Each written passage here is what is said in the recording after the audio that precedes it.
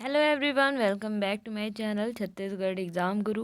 आज इस वीडियो में हम बात कर रहे हैं आजकल जो रिसेंट में काफ़ी चर्चाओं में रहे मामले पर। जी हाँ, BEd versus BTC.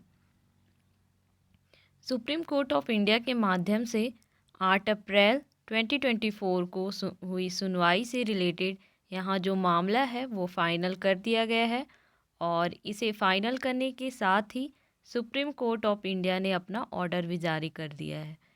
Supreme Court of India ने इस मामले में क्या जानकारी दी है, इसे डिटेल में पढ़कर समझने वाले हैं। वीडियो स्टार्ट करने से पहले जो भी मेरे चैनल में न्यू है, वीडियो को लाइक, शेयर एंड सब्सक्राइब जरूर कर दे। बेल आइकन को प्रेस कर दे जिससे आपको ऑथेंटिक इन्फॉर्मेशन इस चैनल के थ्रू मिलती रहे। तो स्टार्ट करते हैं ऑफिशियल ऑर्डर के साथ में। यहाँ पर आप ऑफिशियल ऑर्डर देख सकते हैं जो कोर्ट नंबर 5 के माध्यम से जारी किया गया है। और आइटम नंबर 301, ये 301 नंबर में सुनवाई देखने को मिली। और सुप्रीम कोर्ट के 11 अगस्त 2023 के जजमेंट जो कि सुप्रीम कोर्ट ने पास किया था, उसी से रिलेटेड सुनवाई हुई थी। आगे क्या क्या लिखा है आप सबके सामने है। ये बहुत सारे आए हैं जो अभ्यर्थी के द्वारा दाखिल किया गया था। 8 तारीख को इसकी हियरिंग हुई थी, सुनवाई हुई थी। Justice Aniruddha Bose versus justice Dhulia की। इस बेंच के अंदर जहां पर तुषार मेहता सॉलिसिटर जनरल जो कि गवर्नमेंट के थ्रू अपीयर हुए थे। अब बात करते हैं ऑर्डर के बारे में। ऑर्डर काफ़ी बड़ा है, आप सभी को अच्छे से समझना होगा।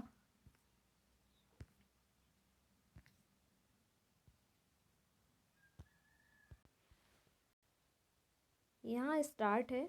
Upon hearing the council the court made the following order. Court ने ये ऑर्डर हियरिंग सुनवाई के बाद जारी किया है। यहाँ पर आईए नंबर इनको अलाउ कर दिया गया है। नेक्स्ट लाइन देखते हैं। नेक्स्ट लाइन अपन देखते हैं यहाँ। On 11 August 2023 this court dismissed a set of appeal against a judgment of the Rajasthan High Court dated 25th November 2021. The dispute involved in this proceeding pertained to eligibility of B.Ed candidate to be appointed as a teaching staff in cases where they did not have DLED, which is a diploma course. 11 अगस्त 2023 को supreme Court of India के माध्यम से 25 नवंबर 2021 के उस notification के जो Rajasthan high court ने रद्द कर दिया था, 28 जून 2018 का नोटिफिकेशन, जिसके बेसिस पे बीएड करने वाले अभ्यर्थी को प्राइमरी में सम्मिलित किया गया था। बीएड कैंडिडेट को as a teaching staff appear किया गया था। उनके पास किसी तरह का जो डिप्लोमा कोर्स होता है डीएलएड नहीं था। पर उनका कहना ये है कि हमने उस याचिका को खारिज कर दिया था जो कि देवेश शर्मा जी का था। आगे की लाइन देखते हैं क्या बोलता है। The Rajasthan high court had held that at primary level the eligibility criteria would be DElEd qualification which is a diploma course and not B.Ed. Rajasthan high court ने कहा था प्राइमरी शिक्षक बनने की जो योग्यता होगी वो डीएलएड होगी, जो कि एक डिप्लोमा कोर्स है। बट प्राइमरी के लिए जो बीएड है वो क्वालिफाई नहीं होगी। और इस बात को राजस्थान हाई कोर्ट ने भी माना था और बाद में इसे सुप्रीम कोर्ट ने भी मान लिया था। आगे देखते हैं। The high court had quest a notification of central government dated 28 June 2018 by which B.Ed was included as a qualification for teacher at primary school primary level for class 1 to class 5, and in a judgment delivered by this court on 11 August 2023. Appeal filed against the said judgment were dismissed.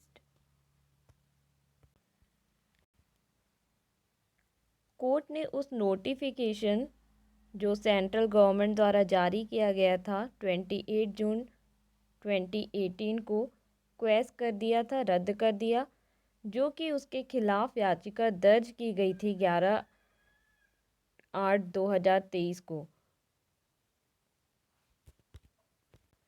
उन तमाम याचिका को खारिज कर दिया गया था और उस जजमेंट को सुप्रीम कोर्ट ने सही भी माना था।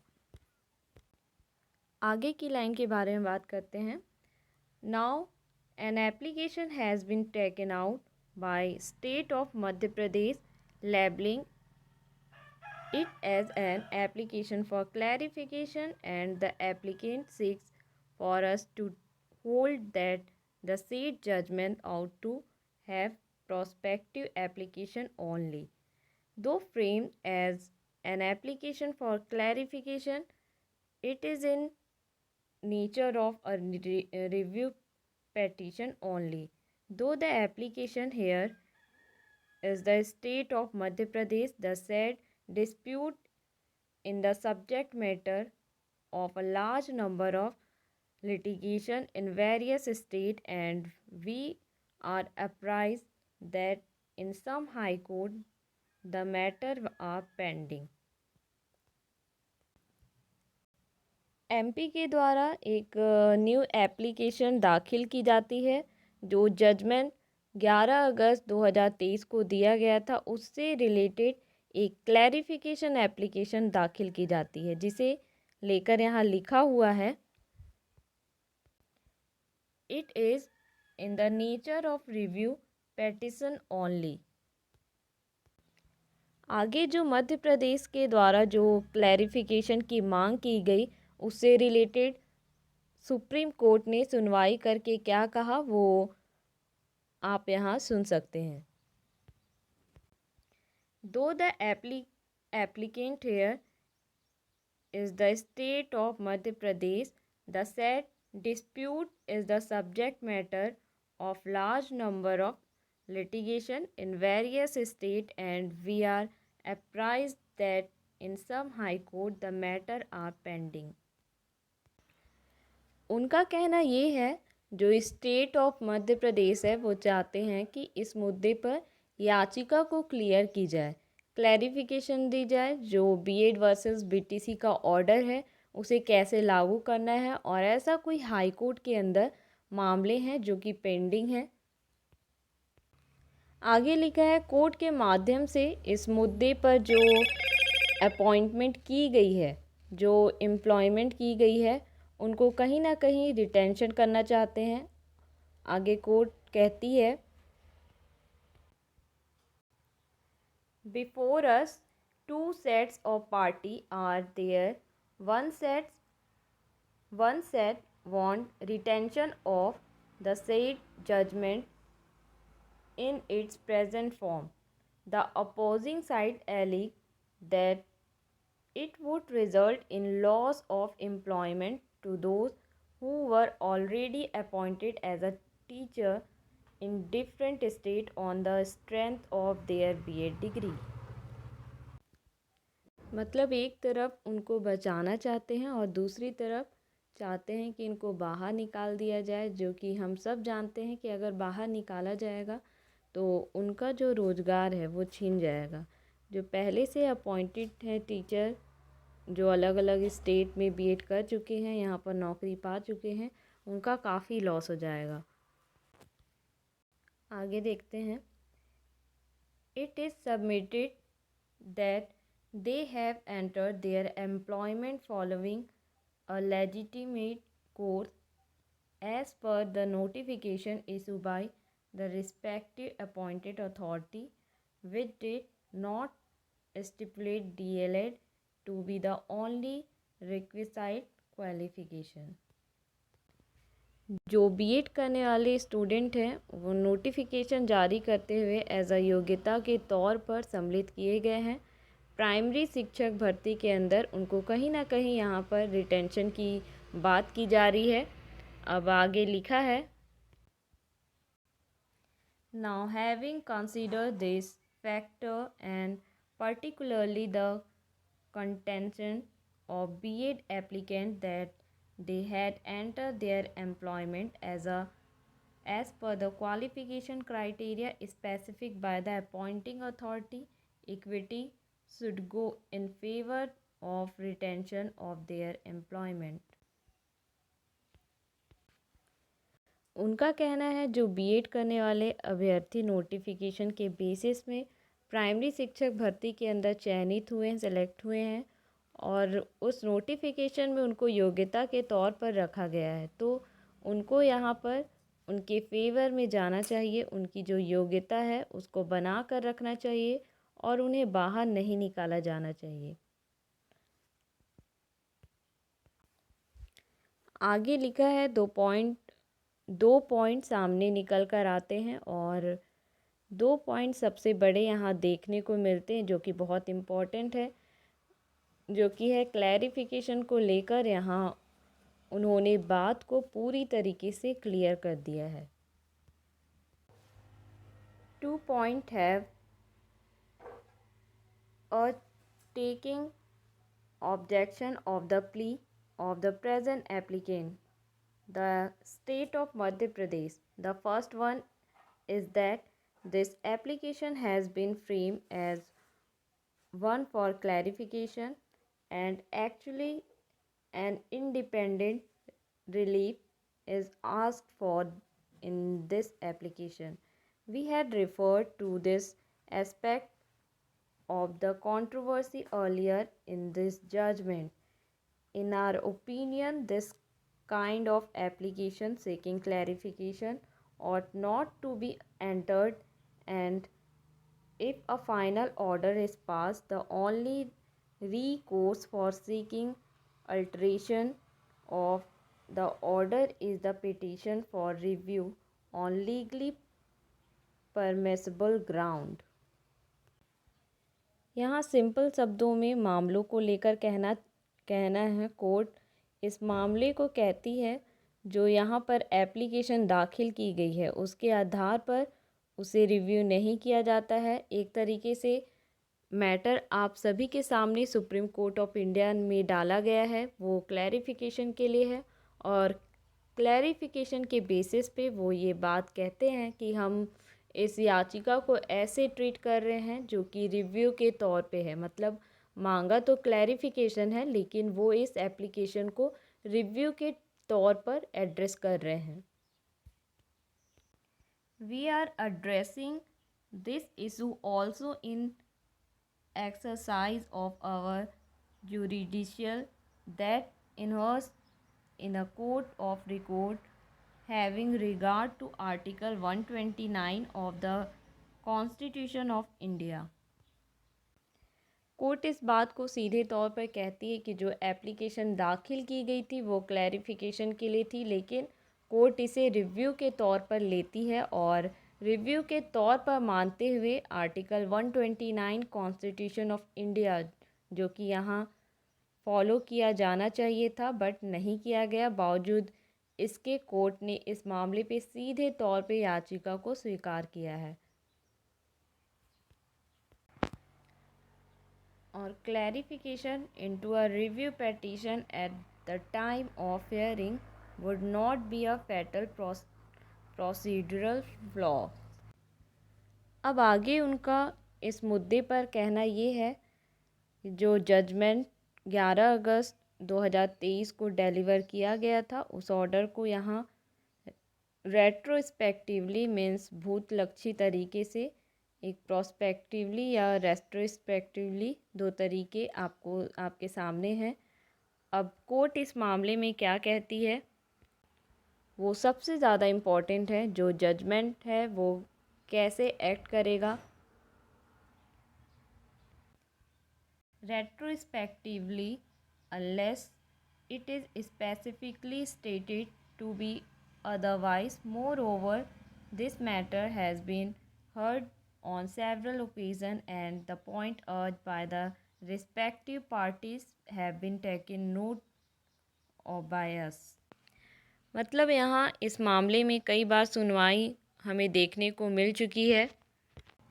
As it appears that a large number of candidates with B.Ed degree and already appointed on the basis of eligibility criteria specified by the educational authority, we do not think it to be equitable to effect their removal. हमें नहीं लगता कि बड़ी संख्या में BEd करने वाले ऐसे अभ्यर्थी जो चयनित हो चुके हैं उनको अगर रेट्रोस्पेक्टिव मोड में लागू कर देते हैं तो उनको यहाँ पर हटा दिया जाता है, जो कि सीधे तौर पर गलत हो सकता है। We accordingly hold that the judgment delivered by this bench on 11th August 2023 shall have prospective operation. जो जजमेंट 11 अगस्त 2023 को जारी किया गया था उसको प्रोस्पेक्टिव मोड में जारी किया जाना चाहिए और इसे लागू भी किया जाना चाहिए। But prospective operation of this judgment shall be only for those candidates who were appointed without any qualification and condition imposed by any court of law to the effect that their appointment would be subject to final outcome of the case, which might have had been instituted by them, and such candidates were in regular employment without any disqualification and were appointed in pursuance of the notice of advertisement. In short court ने इस बात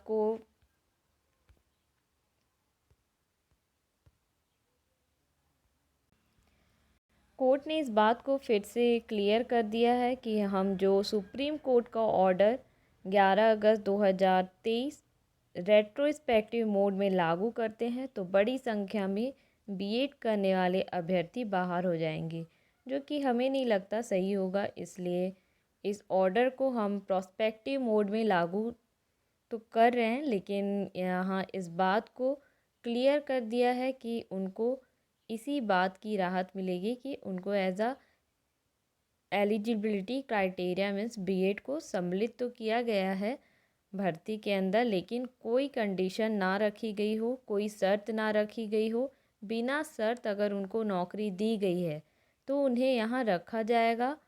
अगर उनको यहाँ पर किसी शर्त के आधार पर, कोर्ट के आधार पर नौकरी दी है कि आपकी नौकरी इसके अधीन है, सब्जेक्ट टू आउटकम है, तो आपको बाहर निकाल दिया जाएगा। यहाँ लिखा हुआ है, आप सभी के सामने है, B.Ed was stipulated to be valid qualification.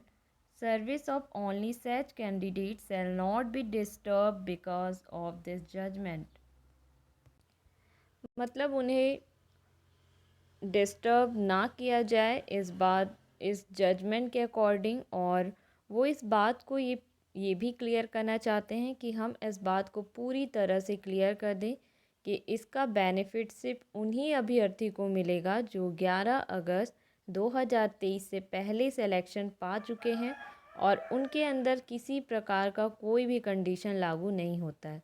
अब आगे क्या लिखा है वो भी आप समझ लीजिए। जो बीएड करने वाले अभ्यर्थी चयनित हो चुके हैं उनको यहाँ क्या करना है। Moreover, the candidate having B.Ed qualification whose appointed we are protecting in this judgment. जो चयनित हो चुके हैं उन्हें हम प्रोटेक्ट करते हैं,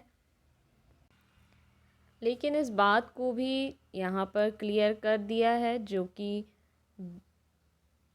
जो भी बीएड करने वाले अभ्यर्थी प्राइमरी में चयनित हुए हैं बिना किसी टर्म एंड कंडीशन के, उनको यहाँ ब्रिज कोर्स कराते हुए मिनिस्ट्री ऑफ एजुकेशन के माध्यम से, यूनियन ऑफ इंडिया के माध्यम से ब्रिज कोर्स कराकर यहाँ पर नौकरी दे दी जाए। ये बहुत ही इम्पोर्टेंट पॉइंट है, इसको अच्छे से ध्यान रखिएगा। और उनको कहीं ना कहीं डीएड के बराबर है वो करा दी जाए।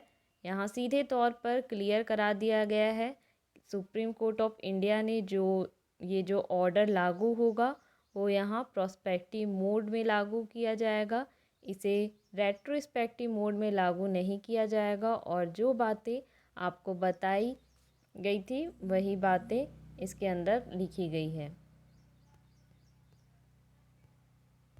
सुप्रीम कोर्ट ऑफ इंडिया के माध्यम से ये बात आपको क्लियर कर दी गई है कि जो बीएड करने वाले अभ्यर्थी प्राइमरी में चयनित हो चुके हैं उन्हें डिस्टर्ब ना किया जाए। अगर उनके ऊपर कोई टर्म एंड कंडीशन नहीं लगी हुई है तो ये बात आप सभी समझ जाइए कि अब जो ये ऑर्डर है सीधे तौर पर जारी कर दिया गया है। इस ऑर्डर के अंदर जो भी काम की बात थी मैंने आपको सब बता दी है। और मेरी इस वीडियो को एंड तक बने रहने के लिए और लास्ट तक देखने के लिए थैंक यू सो मच।